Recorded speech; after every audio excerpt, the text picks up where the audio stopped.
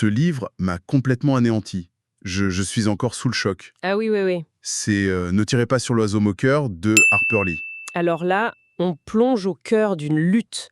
Une lutte impossible pour la justice, dans un monde complètement aveuglé par la haine. C'est ça. C'est une exploration de la confrontation, brutale, entre l'innocence de l'enfance et la cruauté des adultes. Le mot qui me vient là tout de suite, c'est bouleversant. On suit un homme, Atticus Finch, Oui. un avocat dans une petite ville perdue du sud-américain. Et on est immédiatement jeté dans la chaleur étouffante de l'Alabama des années 1930. C'est un lieu qui suffoque littéralement sous ses propres préjugés. Hmm, Imaginez le paradoxe. On vous demande de défendre un homme que vous savez innocent, tout en sachant que vous ne pouvez absolument pas gagner. c'est déjà terrible. Mais c'est pire. Le simple fait d'essayer, ça mettra vos propres enfants en danger de mort. C'est à peine croyable, n'est-ce pas, Eval? C'est ça. Le destin d'un seul homme devient tout à coup le procès moral de toute une ville. De toute une société même. Ce qui est extraordinaire, c'est que toute cette histoire, si violente, nous est racontée à travers les yeux de Scout. Une petite fille de 6 ans? Oui, un vrai garçon manqué qui passe ses étés à jouer dehors. Pour elle, le monde est un immense terrain de jeu. Et c'est un coup de génie, cette perspective. Pourquoi? Qu'est-ce que ça apporte de si spécial? Parce que Scout, elle ne comprend pas les codes des adultes. Du coup, elle nous les expose dans toute leur absurdité. D'accord. Elle ne voit pas la haine raciale, elle. Elle voit juste des gens qui sont méchants sans raison. Elle pose juste la question « Pourquoi ?» Une question d'enfant. Une question toute simple, oui, mais qui fait s'écrouler tout l'édifice des conventions sociales. À travers ses yeux, on ne juge pas, on constate. Et c'est encore plus puissant. Et cette société de mécom, elle n'est pas juste divisée entre noir et blanc. C'est plus complexe. Ah non, c'est bien plus complexe. Il y a des couches et des couches de mépris social, même entre les familles blanches.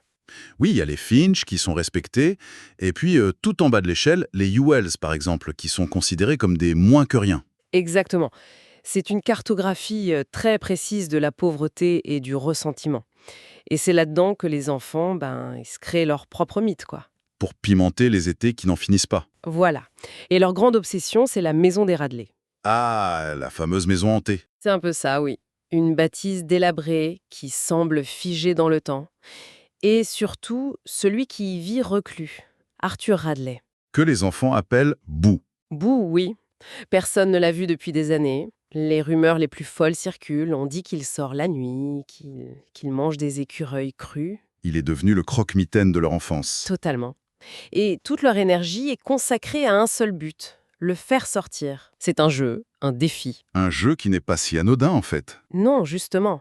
Cette fascination pour Bouradley, cette façon de le transformer en monstre à partir de rumeurs, c'est une répétition en miniature de ce que les adultes de la ville font à plus grande échelle. C'est la même mécanique. C'est la même mécanique de la peur de l'inconnu, de celui qui est différent. Ils rejouent la tragédie de Maycomb dans leur jardin sans s'en rendre compte. Et puis, un jour, la réalité vient tout fracasser. Brutalement. Le monde des adultes fait irruption et il est bien plus terrifiant que le monstre qu'ils avaient imaginé. Et c'est là qu'on découvre vraiment leur père, Atticus Finch. Et quel personnage! Il est à l'opposé de tous les clichés du héros. C'est un homme discret, calme, qui lit son journal. Ses enfants le trouvent même un peu ennuyeux au début. Oui, ils ne comprennent pas encore que son courage n'est pas physique, il est moral. Et il est d'une solidité à toute épreuve. On lui confie alors une mission que personne ne veut, défendre Tom Robinson. Un ouvrier agricole noir accusé d'avoir agressé une jeune femme blanche, Mayela Welch. Et il faut bien comprendre le contexte. Dans l'Alabama des années 30, une telle accusation, C'est une condamnation à mort, avant même le début du procès. La culpabilité est une évidence pour tout le monde. donc accepter de le défendre, c'est un suicide social. Complètement.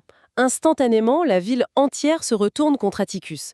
La famille Finch, si respectée, devient paria. Et pour les enfants, c'est un choc, un vrai séisme.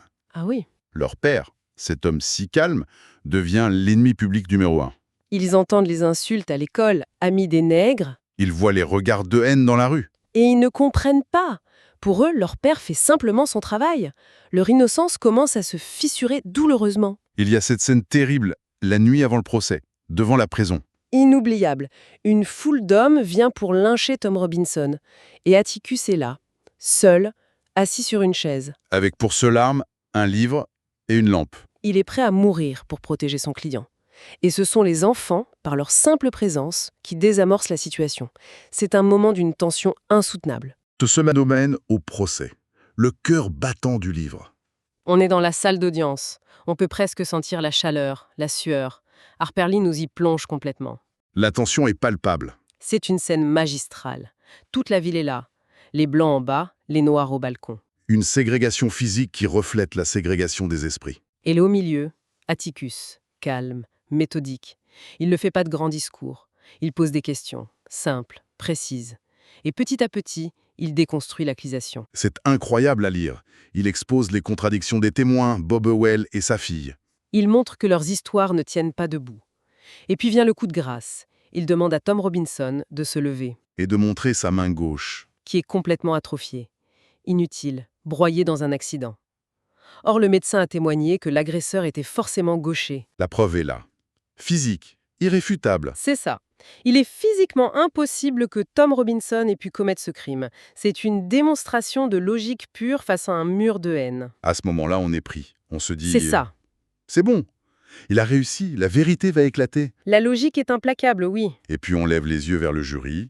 12 hommes, tout blancs, et là. On sent un froid glacial nous envahir. Et la question terrible se pose. Qu'est-ce qui pèse le plus lourd? Une vérité irréfutable ou un mensonge confortable que toute une ville a décidé de croire? C'est là que le titre du livre prend tout son sens. C'est une des leçons qu'Atticus donne à ses enfants. C'est un péché de tuer un oiseau moqueur. Exactement. Il leur dit ça en leur offrant des carabines pour Noël. Et pourquoi? Pourquoi cet oiseau en particulier? Comme leur voisine l'explique à Scout, les oiseaux moqueurs ne font rien de mal. Ils ne détruisent pas les jardins, ils ne dérangent personne. Tout ce qu'ils font, c'est chanter pour notre plaisir. Ils n'offrent que de la beauté, que de la musique. Les tuer, c'est une cruauté, gratuite. Et là, on comprend. On comprend qui sont les véritables oiseaux moqueurs de cette histoire. Tom Robinson, bien sûr, c'est le plus évident. Un homme bon, innocent, détruit par la haine. Mais il n'est pas le seul. Non. Et c'est là toute la subtilité. Il y en a un autre, cette figure fantomatique qui hante le livre depuis le début. Bourradley? Beau Radley, l'homme caché, le monstre des jeux d'enfants. La ville en a fait un fou, une créature maléfique. Mais est-ce qu'il l'est vraiment? Ou est-ce qu'il est juste un autre être que la cruauté du monde a brisé? C'est la question que le livre nous pose. Qui, dans nos vies, on transforme en monstre, alors qu'il n'est qu'un oiseau moqueur qu'on n'a pas pris le temps d'écouter? Le jury rend finalement son verdict. Et sans surprise, il est sans appel. Les conséquences se propagent comme une onde de choc. La vie de chacun est changée pour toujours. Mais l'histoire est loin, très loin d'être terminée. Non, en effet. Parce que la démonstration d'Atticus a peut-être échoué à sauver Tom, mais elle a réussi une autre chose. Elle a publiquement humilié Bob Ewell. Elle a exposé ses mensonges aux yeux de tous. Et Ewell, dont le peu d'honneur a été réduit en miettes, a juré de se venger. Il a dit qu'il se vengerait d'Atticus, même si c'était la dernière chose qu'il faisait. Cette menace plane sur tout le reste du récit. Et par une nuit d'automne sombre, sans lune, alors que Jem et Scout rentrent seuls de la fête de l'école, Il traverse un bois obscur. et la menace devient une réalité terrifiante. Ils sont attaqués. C'est une attaque sauvage, confuse, dans le noir complet. On entend des bruits de lutte, un cri, puis... Le silence. Et celui qui surgit des ombres pour les sauver, C'est la toute dernière personne qu'on aurait pu imaginer. il faut vraiment le lire pour comprendre comment le procès et le mystère de Bourradley s'entrechoquent. C'est un final absolument inoubliable. Qui vous laissera le souffle coupé et qui changera votre perception de tous les personnages. Vraiment. Tiens, justement, ça me fait penser, j'ai une bonne nouvelle pour vous qui nous écoutez. Ce livre est disponible sur Audible et vous pouvez le récupérer gratuitement en cliquant sur le premier lien dans la description. L'idée, c'est vraiment des narrations très immersives. Une narration professionnelle, bien incarnée, ça change absolument tout. La personne ne fait pas que lire, elle interprète, elle donne vie au texte. Ah tiens, super, en plus de la vidéo, il y a un livre audio. Si on veut juste le livre, le lien pour récupérer votre livre audio se trouve dans la description de la vidéo. Si vous avez apprécié le contenu, n'hésitez pas à laisser un petit pouce en l'air et à vous abonner à notre chaîne YouTube pour ne rien manquer des prochaines vidéos. Pour ma part, je vous donne rendez-vous très bientôt pour une prochaine vidéo. En attendant, je vous souhaite une excellente fin de journée ou une agréable soirée et à très vite.